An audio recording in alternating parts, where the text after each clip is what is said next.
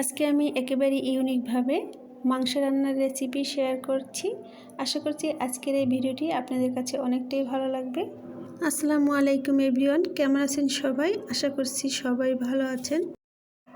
তো প্রথমে আমি এখানে একটা ননস্টিক পাতিলের ভিতরে রেগুলার রান্নার সয়াবিন তেল দিয়েছি 1 কাপ পরিমাণে।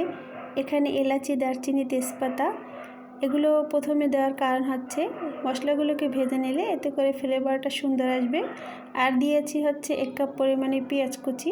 তো পেঁয়াজ আর মশলাটাকে আমি একসাথে 10 মিনিটের মতো করে তেলে ভেজে নিব। তো ব্লেন্ড করে রেখেছি আদা আর রসুন একসাথে, এগুলো দিয়ে দিব এখন 5 টেবিল চামচ পরিমাণ। পেঁয়াজ আর মশলাগুলোকে একসাথে করে আমি 10 থেকে 15 মিনিটের মতো করে ভেজে নিব। তো এরপরে মশলাটা যখন ভাজা হয়ে যাবে এরপরে আমি এখানে অ্যাড করে দিব পানি।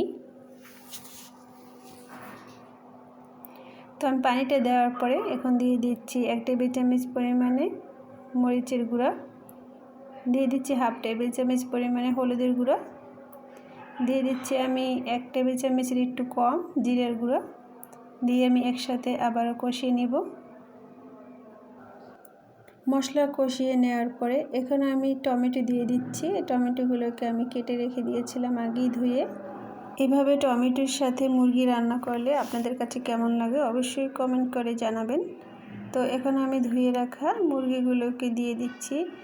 মুরগিগুলোকে আগে কেটে সুন্দরভাবে পানিতে ঝরিয়ে রেখে দিয়েছিলাম। এখানে হচ্ছে 1.5 কেজির মতো মুরগির মাংস। তো মাংসর সাথে মশলাটা ভালোভাবে মিক্স করে এখন ঢাকনা দিয়ে ঢেকে রেখে দিব। তো সবশেষে এখন দিয়ে দিচ্ছি লবণ। লবণটা আমি স্বাদ অনুযায়ী দিয়ে দিচ্ছি।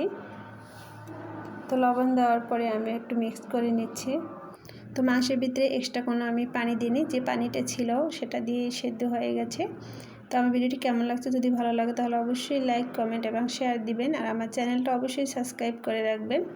তো আজকের আমার ভিডিওটি এই পর্যন্তই। সবাই ভালো থাকবেন, সুস্থ থাকবেন। আল্লাহ হাফিজ।